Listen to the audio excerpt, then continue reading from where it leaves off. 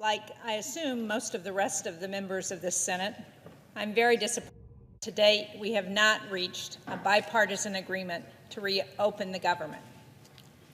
I think it's important to note that there's a lot of shared frustration on both sides of the aisle about how we got here. Leader McConnell and Senator Graham and other Republicans have expressed their exasperation at the fact that for weeks, President Trump hasn't stuck to a position for longer than a couple of hours, and that he has derailed several proposals that would have addressed the concerns that have been expressed by Democrats in this body about how to move forward to keep the government open. Thankfully, there is also a lot of bipartisan consensus in the Senate that we need to work together to fix our situation, to get the government up and running again, and to address some of the long-term challenges that have led to this moment. But in order to do this, we need the President and we need Republican leadership to provide some leadership so that we can move forward. I'm committed to negotiations that will allow us to address certain key issues.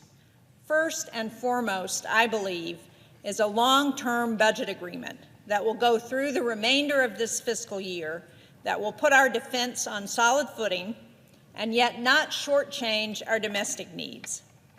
Congress has got to set aside these short-term funding bills. This is the fourth one in just the last 3.5 months since the beginning of this fiscal year, because these bills inflict real damage on our domestic needs and also on our armed forces.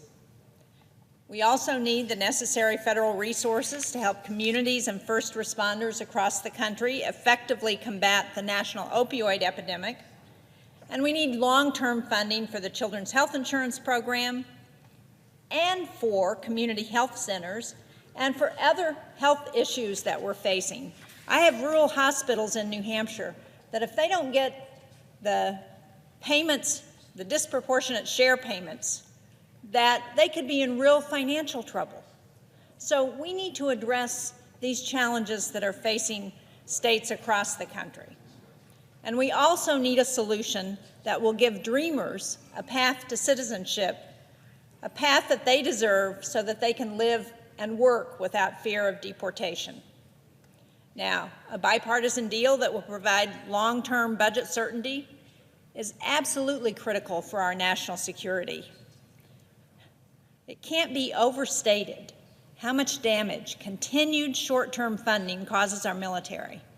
We've been repeatedly warned by the Pentagon of the damaging impacts of budget uncertainty. We heard from Secretary Mattis in just the last couple of weeks. He came into both the Democrat and Republican caucuses and said, please don't give us another continuing resolution. Army Chief of Staff General Mark Milley has cautioned that the Army's combat readiness is significantly hampered as training cycles are disrupted and sometimes completely discontinued. And just recently, in fact, on Friday, I believe, the Pentagon spokeswoman echoed this sentiment, saying that operating under years of continuing resolutions is wasteful and destructive, and that what is needed is a fully funded budget. You know, when we had our first Navy caucus, I know that the presiding officer can identify with this because we met with Admiral Richardson. And Admiral Richardson said, we tell everybody in the Navy not to count on doing anything in the first quarter of a fiscal year because we've been operating under continuing resolutions for so long.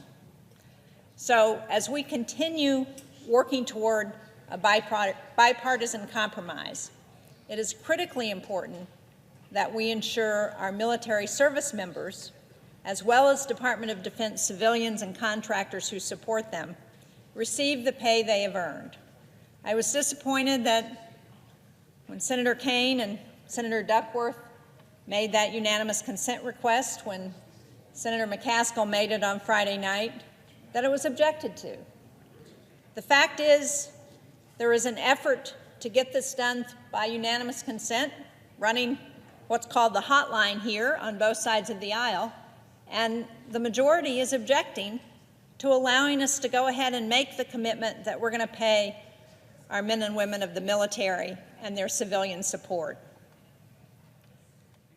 Our men and women in uniform, as well as Department of Defense civilians, work tirelessly to protect our national security, and they and their families should not have to worry about whether they're going to receive a paycheck.